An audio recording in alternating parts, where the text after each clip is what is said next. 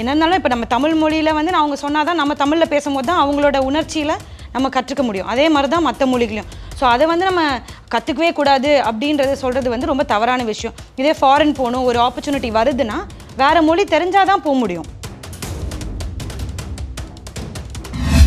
மத்திய அரசு சொன்ன திட்டத்தில் வந்து அவங்க வந்து ஹிந்தி தான் வந்து கற்றுக்குறாங்க, ஹிந்தி திணிப்பு அப்படின்னு சொல்கிறதுலாம் அவங்க வந்து சொன்னது ஏதாவது ஒரு மொழியை கற்றுக்கிறது வந்து நல்ல வரவேற்கத்தக்க வேண்டிய விஷயம்தான்.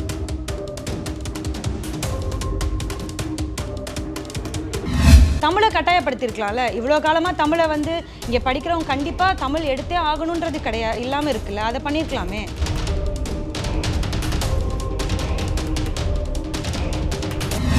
ஹிந்தி வந்துட்டா தமிழ் வந்து அழிந்து போய்விடும், காணாமல் போய்விடும் அப்படின்ற ஒரு தமிழ் அழிஞ்சிரும்னு சொல்ல முடியும்? அதுக்கெல்லாம் வாய்ப்பே கிடையாது.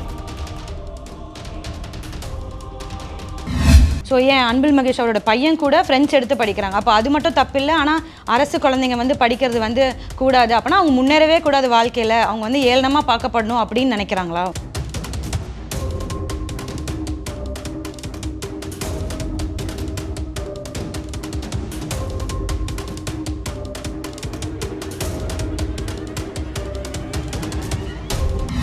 எல்லோவென்ஸ் தமிழ் நேயர்களுக்கு வணக்கம். தமிழக அரசியலில் நடப்பு நிகழ்வு குறித்து விவாதிப்பதற்காக நம்முடைய இணைந்திருக்கிறார் தமிழக மக்கள் முன்னேற்ற கழகத்தின் மகளிர் அணி தலைவி டாக்டர் வினோலின் நிவேதா அவர்கள். வணக்கம் மேம். வணக்கம். நல்லா இருக்கீங்களா மேம்? நல்லா இருக்கேன்.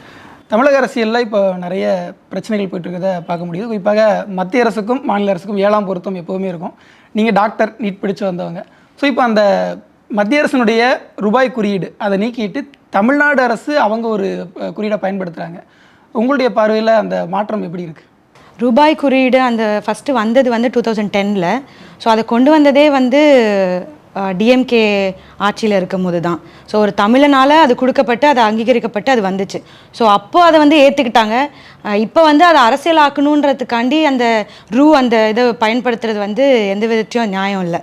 அந்த குறியீடு வந்து ஒரு விதத்தில் தேவநாகரியை, சமஸ்கிருதத்தை, ஹிந்தியை வந்து வெளிப்படுத்துகிற விதமாக இருக்குது, அதனுடைய மூலத்தை கொண்டதாக இருக்குது. அப்போ அது வேண்டாம், நாம் தமிழை பயன்படுத்துவோம்னு சொல்லி தமிழ்நாடு அரசு வந்து ஒரு குறியீடை மாற்றுவது அப்படிங்கிறது ஒரு எதிர்ப்பை காட்டுற மாதிரி தானே. அதில் என்ன தவறு இருக்க முடியும்? அப்படி இல்லை. அப்போது அவங்க கலைஞரால் தானே அதை வந்து அங்கீகரிச்சுட்டாங்க. அந்த ரூபாய் அந்த 2010 அதை அங்கீகரிக்கும் போது ஏன் இப்போ அதை வந்து எதிர்க்கிறாங்க? அரசியல் ஆக்கணும், மத்திய அரசு எது சொன்னாலும் நாங்கள் அதை வந்து ஒத்துக்க மாட்டோம், நாங்கள் அதுக்கு ஏதாவது ஒரு எதிர்ப்பு தெரிவித்து அதை ஒரு சென்சேஷன் ஆக்குவோம், ஒரு பிரச்சனை ஆக்குவோன்னே பண்ணுறது வந்து அது தவறான விஷயம்னு நான் நினைக்கிறேன். இப்போ மும்மொழி கொள்கை எதிர்ப்பு போயிட்டுருக்கு. மும்மொழி கொள்கை எதிர்ப்பும் இதுவும் கிட்டத்தட்ட ஒன்றா சேர்ற ஒரு தொடர்புடைய ஒரு விடயம் தான். மும்மொழி கொள்கை விஷயத்தில் பார்த்தோம்னா இன்னொரு மொழி வேண்டாம், சமஸ்கிருதமோ ஹிந்தியோ நம்ம மேலே திணிக்கப்பட்டுரும், இப்போ வர்றது ஹிந்தி, இனி சமஸ்கிருதம் வரும் அப்படின்லாம் குற்றம் சாட்டுறாங்க. ஸோ அதை எதிர்க்கிற மாதிரி தானே இந்த குறியீடையும் எதிர்க்கிறத நம்ம பார்க்க முடியும். இல்லை, மும்மொழி கொள்கை வந்து அது வந்து வரவேற்கத்தக்க ஒரு விஷயந்தான். ஏன்னா இப்போ வந்து நிறைய ப்ரைவேட் ஸ்கூல்ஸில், அவங்க நடத்துகிற ஸ்கூல்ஸில் எல்லாத்துலேயுமே வந்து இவ்வளோ காலமாக வந்து நிறைய மொழிகள் அவங்க வந்து கற்றுட்டு வராங்க. ஆனால் அதே வந்து அரசு பள்ளியில் மட்டும் அதை வந்து நம்ம இது பண்ணக்கூடாது அப்படின்னு சொல்கிறது அது ஒரு தவறான விஷயம். ஏன்னா கல்வின்றது எல்லாருக்குமே சமமாக கொடுக்கப்படணும். ஸோ இப்போ ஒரு எக்ஸாம்பிளுக்கு இப்போ நீட் எழுதி போகிறோம். நீட்டில் வந்து நம்மளுக்கு வந்து நம்ம ஊர்லேயே நம்மளுக்கு சீட் கிடைக்கும்னு அவசியம் இல்லை, நம்மளுக்கு எங்கே வேணால் பிளேஸ்மெண்ட்ஸ் கிடைக்கும். ஸோ அப்படி போகும்போது நம்ம தமிழ்நாடை தாண்டி நம்ம இதுக்கு போகும்போது கண்டிப்பாக ஒரு பேஷண்ட்டை பார்க்கும்போது அவங்க மொழியில் வந்து அவங்க மொழியை கற்றுக்கிட்டாதான் அவங்க மொழியில் அவங்க சொல்கிற அந்த ஒரு வியாதியை வந்து நம்ம உணர முடியும். என்ன இருந்தாலும் இப்போ நம்ம தமிழ் மொழியில் வந்து அவங்க சொன்னால் தான் நம்ம தமிழில் பேசும்போது தான் அவங்களோட உணர்ச்சியில் நம்ம கற்றுக்க முடியும். அதே மாதிரி தான் மற்ற மொழிகளையும். ஸோ அதை வந்து நம்ம கற்றுக்கவே கூடாது அப்படின்றத சொல்கிறது வந்து ரொம்ப தவறான விஷயம். இதே ஃபாரின் போகணும், ஒரு ஆப்பர்ச்சுனிட்டி வருதுன்னா வேறு மொழி தெரிஞ்சால் தான் போக முடியும். அதை வந்து அதனால் அது ரெஸ்ட்ரிக்ட் பண்ணுறதுன்றது. அதே மாதிரி அவங்க மத்திய அரசு சொன்ன திட்டத்தில் வந்து அவங்க வந்து ஹிந்தி தான் வந்து கற்றுக்குறாங்க, ஹிந்தி திணிப்பு அப்படின்னு சொல்கிறதுலாம் அவங்க வந்து சொன்னது ஏதாவது ஒரு மொழியை கற்றுக்கிறது வந்து நல்ல வரவேற்கத்தக்க வேண்டிய விஷயம் தான் நான் நினைக்கிறேன். இப்போ மும்மொழி கொள்கையை வந்து ஏற்றுக்கலாம், அது பெரிய அளவில் அபாயங்கள் இல்லை, ஆபத்துகள் இல்லை, அது வந்து ஒரு நல்லதுக்கு தான் நம்ம நினைக்கிறோம். ஆனாலும் கூட இன்றைக்கும் பெரிய அளவில் மும்மொழியை ஏற்றுக்கொண்ட மாநிலங்கள் பெரிய அளவில் வளரலை. ஆனால் தமிழ்நாடு வளர்ந்துருக்கு, தமிழ்நாட்டில் கல்வி நிலை நல்லா இருக்குது அப்படின்னு தானே சொல்கிறாங்க. அப்போ தமிழ்நாடு வந்து எந்த விதத்தில் வந்து மும்மொழி கொள்கைக்கான தேவை தமிழ்நாட்டில் இருக்குன்ற கேள்வி வரும்ல. கண்டிப்பாக இருக்குது. ஏன் இப்போ ஆளுங்கட்சி இருக்கிறாங்க, அவங்க பிள்ளைங்க வந்து எல்லாருமே வந்து தமிழ் மட்டும்தான் படிக்கிறாங்கன்னுலாம் சொல்ல முடியாதுல்ல. அவங்களும் பல மொழிகள் படித்து வராங்க. அதே மாதிரி இவ்வளோ நாள் சரி தமிழ்னு சொல்கிறாங்க, அதை வந்து அவங்க கட்டாய கல்வியாக எடுத்துகிட்டு வந்திருக்கலாம்ல. இப்போ அப்படி பார்த்தா இங்கிலீஷுமே வந்து நம்ம தமிழ் இது கிடையாதுல்ல, நம்ம மொழி கிடையாதுல்ல. ஆனால் அதை இவ்வளோ காலமாக நம்ம ஃபாலோ பண்ணிட்டு வரோம். தமிழை கட்டாயப்படுத்தியிருக்கலாம்ல. இவ்வளோ காலமாக தமிழை வந்து இங்கே படிக்கிறவங்க கண்டிப்பாக தமிழ் எடுத்தே ஆகணுன்றது இல்லாமல் இருக்குல்ல, அதை பண்ணியிருக்கலாமே. இப்போ சில ஹைகோர்ட்டு சில பெட்டிஷன்ஸ் வரும், அதில் வந்துட்டு தமிழை வந்து கட்டாயப்படுத்தக்கூடாதுலாம் கூட சில பிறமொழியாளர்கள் நாங்கள் தெலுங்கு படிக்கிறோம், கன்னடம் படிக்கிறோம், மலையாளம் படிக்கிறோம்னு சொல்லுவாங்க. அப்படிங்கிறப்போ அவங்களுக்கு அந்த ஒரு விதிவிலக்கு நம்ம கொடுத்தாகணும். அப்படி தானே அது வருது. ஆமாம், அதுதான் இப்போ கட்டாயப்படுத்தலை இது வரைக்கும். இதை மட்டும் ஏன் வந்து ஹிந்தி திணிப்புன்னு இவங்க ஏன் அதை ப்ரொஜெக்ட் பண்ணுறாங்கன்னு தான் நான் கேட்குறேன். ஹிந்தியை அவங்க ப்ரொஜெக்டே பண்ணலை. அவங்க சொல்கிறது மும்மொழியாக நீங்கள் எக்ஸ்ட்ராவாக லாங்குவேஜ் கற்றுக்கோங்கன்னு. அது நல்ல விஷயம் தானே. இப்போ ஒருத்தர் வந்துட்டா தமிழ் வந்து அழிந்து போய்விடும், காணாமல் போய்விடும். அது எப்படி தமிழ் அழிஞ்சிரும்னு சொல்ல முடியும்?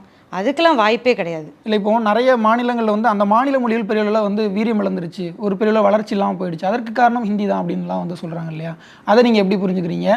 தமிழ்நாட்டில் வந்துட்டு ஹிந்தி இல்லாதனால தான் தமிழ் வந்து இன்னும் நல்லா செழிப்பாக இருக்குன்னு சொல்கிறாங்க. அதை வந்து எப்படி நீங்கள் எடுத்துக்கிறீங்க? அப்படிலாம் சொல்ல முடியாது. மற்ற மாநிலங்களில் வந்து அவங்க வந்து இதை ஏற்றுக்கிறாங்கல்ல, மும்மொழியை ஏற்றுக்கிறாங்கல்ல. அவங்க வந்து இந்த மாதிரி இதனால இது அழிஞ்சு போயிடும்லாம் அவங்க சொல்லவே இல்லையே. எக்ஸ்ட்ரா எக்ஸ்ட்ரா மொழி கற்றுக்கிறது நல்ல விஷயம் தான் நான் நினைக்கிறேன். மற்ற மாநிலத்துக்கு வந்து வேலை வாய்ப்புக்கு போகிறாங்க, அங்கே வந்து நான் தமிழ் தான் கற்றுருந்தாங்கன்னா அவங்களுக்கு அது வந்து தடுக்கப்படுது. அங்கே வந்து அவங்களால சர்வைவ் பண்ண முடியாது.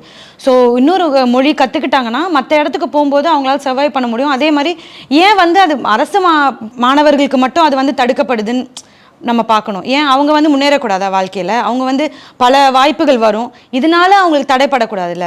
அவங்களும் வாழ்க்கையில் முன்னேறி ஈக்குவலாக இப்போது சிபிஎஸ்சி மெட்ரிக்கில் எப்படி கற்றுக்குறாங்களோ அதே ஈக்குவலாக இவங்களுக்கும் வாய்ப்பளிக்கப்படணும்னு நான் நினைக்கிறேன். இவ்வளோ ஏன் இப்போது மெட்ரிகுலேஷன் சிபிஎஸ்சி எல்லா ஸ்கூல்லையுமே வந்து வேறு மொழி படிக்கிறாங்க. ஸோ ஏன் அன்பில் மகேஷ் அவரோட பையன் கூட ஃப்ரெஞ்ச் எடுத்து படிக்கிறாங்க. அப்போ அது மட்டும் தப்பில்லை. ஆனால் அரசு குழந்தைங்க வந்து படிக்கிறது வந்து கூடாது அப்படின்னா அவங்க முன்னேறவே கூடாது வாழ்க்கையில், அவங்க வந்து ஏளனமாக பார்க்கப்படணும் அப்படின்னு நினைக்கிறாங்களா? இன்றைக்கு வந்து பட்ஜெட் தாக்கலான இதே நேரத்தில் மற்றொரு பிரச்சனையும் பார்க்க முடிஞ்சது, டாஸ்மாக் ஊழல். அதை வந்து அவையில் விவாதிக்கணும் அப்படின்னு சொன்னதாக இருக்கட்டும், கவன ஈர்ப்பு தீர்மானம்லாம் கேட்டாங்க.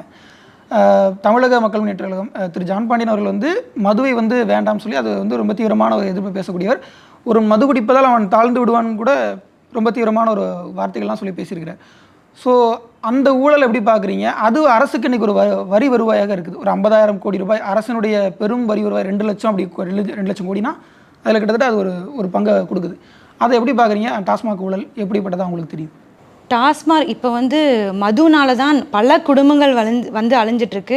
குடும்பங்கள் மட்டும் இல்லை, இப்போ வந்து மாணவர்கள்கிட்டயே வந்து அது வந்து வளர்ந்துட்டு வருது. ஸோ அது வந்து அவங்களோட வளர்ச்சியை, அவங்களோட முன்னேற்றத்தை வந்து தடுக்கிற மாதிரி தான் இருக்குது. குடும்பங்கள் வந்து இதனால் பிரச்சனையாகி பிரிகிற நிலைமைக்கு கூட வந்திருக்குது. இதனால் பாதிக்கப்படுறது பிள்ளைங்களும் சரி, அம்மாக்களும் சரி, எல்லாருமே தான். அது மட்டும் இல்லாமல் இப்போது நாங்கள் ஆட்சிக்கு வந்தோடனே மதுவை தான் ஒழிப்போம் அப்படின்லாம் சொன்னவங்க இப்போது அவங்களே வந்து இவ்வளோ பெரிய ஒரு விஷயத்தை பண்ணியிருக்காங்கன்னா ரொம்ப வருத்தமாக தான் இருக்குது. அப்போ இவங்களே வந்து நிறையா பொய்யான வருவாயெல்லாம் காமிச்சு இவ்வளோ பெரிய ஒரு 1000 கோடி ஸ்கேமை பண்ணியிருக்காங்கன்னா அது வந்து சாதாரண விஷயம் இல்லை. அதுக்கு அவங்க தான் கண்டிப்பாக அதுக்கு பதில் சொல்லியே ஆகணும். மதுபான கொள்கை ஊழல் அப்படின்றது டெல்லியில் இதுக்கு முன்னாடி பேசப்பட்டது. அது மூலமாக ஆம் ஆத்மியை கெஜ்ரிவாலை ஒரு பெரிய அளவில் வீழ்த்தினாங்க.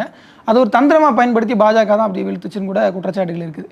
இப்போ அதே மாதிரியான ஒரு குற்றச்சாட்டை வச்சு இன்றைக்கு செந்தில் பாலாஜி அவர்களை மீண்டும் அவருடைய பிணையரத்தை செஞ்சு அவரை வந்து கைது பண்ணணும்னு நினைக்கிறாங்க, திமுக முடக்குன்னு நினைக்கிறாங்கன்னு ஒரு முடக்கக்கூடிய வேலையை செய்கிறாங்க. அதை வந்து நம்ம மதுபான கொள்கை ஊழல்னு தப்பாக புரிஞ்சுக்கிட்டு அவங்கள குற்றம் சாட்டுறோமா?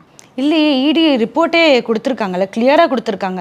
எவ்வளோ ஸ்கேம் பண்ணியிருக்காங்க, எவ்வளோ இது பொய்யான எக்ஸ்பென்ஸ்லாம் காமிச்சிருக்காங்கன்ற அளவுக்கு கொடுத்துருக்காங்க. அதை நம்ம எப்படி வந்து இவங்களை வந்து டார்கெட் பண்ணுறாங்க அப்படின்னு சொல்ல முடியாது. அவங்க ஃபேமிலி உள்ளவங்க தானே அந்த இதெல்லாம் நடத்துகிறாங்க. டிஸ்லரிஸ்லாம் எல்லாமே அவங்க தான் நடத்துகிறாங்க. அவங்க தான் இதுவும் மற்ற கடைகளுக்கும் கொடுக்குறாங்க. நிறையா போஸ்டிங் போடுறதுலையும் ஊழல் பண்ணியிருக்கிறாங்க. எம்ஆர்பிலேருந்து அதிகமான விலையிலையும் விற்று அதுலேயும் ஊழல் பண்ணியிருக்காங்க. இது எல்லா ரிப்போர்ட்டும் இன்னும் அதிகமாக வரும்னு நான் நினைக்கிறேன். ஸோ இப்போ வரைக்குமே அவ்வளோ இது பண்ணவங்க வந்து அதை எப்படி அவங்க ஜஸ்டிஃபை பண்ணுவாங்க? மதுபான கொள்கை ஊழல் வழக்கு அப்படிங்கிற மாதிரி இன்னொரு சிக்கலும் பேசப்படுது. தூத்துக்குடியில் நடந்த அந்த வன்முறை சம்பவம். பட்டியல் சமூக மக்கள் மீதான வன்முறை தொடர்ந்து நடந்துகிட்டே தான் இருக்குது. அது இந்த ஒரு வருஷத்தில் எனக்கு தெரிஞ்சு இந்த 2 மாதத்துல நிறைய நடந்துருச்சு. இப்போ தூத்துக்குடியில் நடந்தது ஒரு பையனுடைய விரலை வெட்டி ரொம்ப ரொம்ப கொடூரமான ஒரு விஷயம். உங்கள் பகுதி கிட்டத்தட்ட தென் மாவட்டம்னே சொல்லலாம். அது எப்படி பார்க்குறீங்க? இன்னும் ஜான் பாண்டியன் அவர்கள் வந்து நிறைய களமாடிய பிறகும் இன்னும் அது தொடர்ந்து நடந்துகிட்டே தான் இருக்குது. உங்களுடைய பார்வை எப்படி தான் இருக்குது? ரொம்ப ரொம்ப ரொம்ப வருத்தமான ஒரு விஷயம்தான். ஏன்னா பெரியவங்கள்லேருந்து இப்போ மாணவர்கள் வரைக்கும் வந்துருச்சு. இது வந்து என்ன சொல்கிறதுனே தெரில. ரொம்ப வருத்தமான ஒரு விஷயந்தான். அவங்க இது வந்து இப்படியே சாவுக்கு சாவு வெட்டுக்கு வெட்டு அந்த மாதிரி கொண்டு போகிறது வந்து ஒரு நல்ல ஒரு எதிர்காட்டாக இருக்காது. எல்லாமே வந்து எல்லாருமே சமூகத்தன்மையாக சகோதரத்தன்மையாக இருந்தால் நல்லா இருக்கும்னு நினைக்கிறேன். இப்போ தமிழக பட்ஜெட்டில் வந்துட்டு பட்டியல் சமூக மக்களுக்கான வளர்ச்சிக்காக நிறைய நிதி ஒதுக்குறாங்க. எல்லா விதத்துலையுமே பட்டியல் சமூக மக்களுடைய வளர்ச்சியை வந்து சமூக நீதி ஆட்சி அப்படிங்கிற அடிப்படையில் மிக தெளிவாக அட்ரஸ் பண்ணுறதுல திமுக வந்து வலுவாக இருக்குது. ஸோ பட்ஜெட் வரவேற்கத்தக்கதாக இருக்குது. பட்ஜெட்டு காசு ஒதுக்குறது பட்ஜெட் ஒதுக்குறதுலாம் இருக்கட்டும். இது வரைக்கும் வந்து போன வருஷம் அவங்க வந்து சஸ்டைனபிள் கோல்ஸ் அதை அச்சீவ் பண்ணிட்டோம் அப்படின்னு சொன்னாங்க. இப்போ எஸ்சி எஸ்டிக்கான வன்கொடுமைகள் வந்து போன வாட்டி இந்த வாட்டி டபுளாக தான் ஆயிருக்கு. ஸோ அப்போ அதுக்கு அவங்க என்ன பதில் சொல்லி தானே ஆகணும். அப்போ அவங்களோட கோலும் இதான், அவங்க வந்து கஷ்டப்பட்டுட்டே இருக்கணும், வாழ்க்கையில் முன்னேறவே கூடாது. இப்போ ரீசெண்டாக கூட சிவகங்கையில் வந்து ஒருத்தர் வந்து புல்லட் வாங்கினாங்க, அதை ஓட்டினாங்கன்னு சொல்கிறதுக்கான அவங்க கையே வெட்டிட்டாங்க. அதுக்காண்டி அவங்களோட கூட்டணி கட்சியான விடுதலை சிறுத்தை கூட போராட்டம் பண்ணுறோம், நாங்கள் புல்லட் பேரணி பண்ண போகிறோம்னு சொன்னாங்க. அதுக்கு அரசு வந்து பெர்மிஷன் கொடுக்கல. அவங்க வந்து ஹைகோர்ட்டுக்கு போய் தான் அதுக்கு பெர்மிஷன் வாங்கி நடத்துனாங்க. அதுலேயும் அவங்க வந்து 150 பேர்கிட்ட அரெஸ்ட் பண்ணாங்க. அப்போ கூட்டணி கட்சிக்கே அந்த நிலைமைன்னும் போது அப்போ ஓட்டுக்காண்டி மட்டும்தான் இந்த மக்கள் வேணும், மற்றபடி வாழ்க்கையில் முன்னேற்றமே இருக்கக்கூடாது, இவங்க கஷ்டப்பட்டுட்டே தான் இருக்கணும் அப்படின்றது தான் ஆளுங்கட்சியோட நினப்பாவே இருக்குது. அதே மாதிரி தான் இந்த திருநெல்வேலி மாணவன் வெட்டுப்பட்டதும் நம்ம சொல்லலாம். ஸோ இப்படி தான் தொடர்ந்து நடந்துகிட்டே இருக்குது. அதனால தான் நாங்கள் தமிழக மக்கள் முன்னேற்ற கழகமாக இது வரைக்கும் நாங்கள் போராடுறது வந்து எங்களுக்கு பட்டியல் வெளியேற்றம் வேணும், வாழ்க்கையில் உயர்வு வேணும். ஸோ பட்டியல் எல்லாருமே வந்து வாழ்க்கையில் உயர்ந்துட்டே போகணும் அப்படின்றது தான் எங்களோட நோக்கமும் குறிக்கோளும். ஸோ அதுக்கு வந்து அரசு வந்து ஒரு ஸ்டெப் எடுத்து பண்ணுமே தவிர சின்ன சின்ன விஷயத்தில் வந்து எல்லாரையும் திசை திருப்பி இருக்கிற வேண்டிய பிரச்சனைகளை தீர்க்காமல் சின்ன சின்ன விஷயத்தை வந்து போராடுறாங்கன்னா அது வந்து 2021க்கு முன்னாடி தேவேந்திர குல வேளாளர் சமூகத்துடைய ஓட்டு வேணுங்கிறதுக்காக திமுக நிறையவே வந்து உங்களுக்கு ஃபேவரான விஷயங்களாக இருக்கட்டும், நீங்கள் தேர்தலை புறக்கணித்த போதும் உங்களை தேடிலாம் வந்தாங்க. ஆனால் அதற்கு பிறகு பெரிய அளவில் அந்த சமூகம் வந்துட்டு பிரதமர் மோடி அவர்களுக்கு பின்னாடி பாஜக பின்னாடி போயிடுச்சு. ஸோ இனிமேல் அவங்களுடைய ஓட்டு கிடைக்காதுன்ற மாதிரி முடிவெடுத்து உங்களை ஒதுக்கிட்டாங்களா? அந்த மாதிரியான ஒரு சூழல் தான் இருக்குதா? ஒதுக்கிட்டாங்கன்னு சொல்ல முடியாது. அதான் ஓட்டு அரசியல் தான். தேவைன்னா அதை ஓட்டுக்கு மட்டும்தான் இவங்க தேவை, மற்றதுக்கெலாம் இவங்க தேவையே இல்லை. இவங்க அப்படியே இருந்துகிட்டே போட்டு இவங்களுக்கு எதுவும் செய்யவும் தேவையில்லை. இப்போ போன வாட்டி பட்ஜெட் அலோகேஷன் பண்ணாங்க, அதை அவங்க எதுவுமே செய்யாமல் திருப்பி கமிஷனுக்கே அனுப்பிச்சிட்டாங்க. அப்போ அதெல்லாம் அப்போ நிறைய பண்ணுறதுக்கு எவ்வளவோ இருக்குது இந்த மக்களுக்காண்டி. இன்னும் அவங்க வந்து கஷ்டப்பட்டுட்டு தான் இருக்காங்க. அதையே அவங்க யூஸ் பண்ணியிருக்கலாமே, எதுக்கு அவங்க திருப்பி அனுப்பணும்? ஸோ இதெல்லாம் வந்து அவங்க தவிர்த்துட்டு மக்களுக்காக என்ன நல்லது செய்ய முடியுமோ அதை வந்து அவங்க நோக்கமாக எடுத்து ஊழல் மட்டுமே பண்ணாமல் மக்களுக்காண்டி அவங்க வந்து நல்லது செஞ்சால் கண்டிப்பாக மக்கள் அவங்கள வந்து தேர்ந்தெடுப்பாங்க. நாங்களும் மக்களுக்காண்டி எப்பவுமே குரல் கொடுத்து அவங்களுக்கு துணையாக நிற்போம். எங்களுடைய நிறைய கருத்துக்கள் போயிருந்தோம். ரொம்ப நன்றி. நன்றி.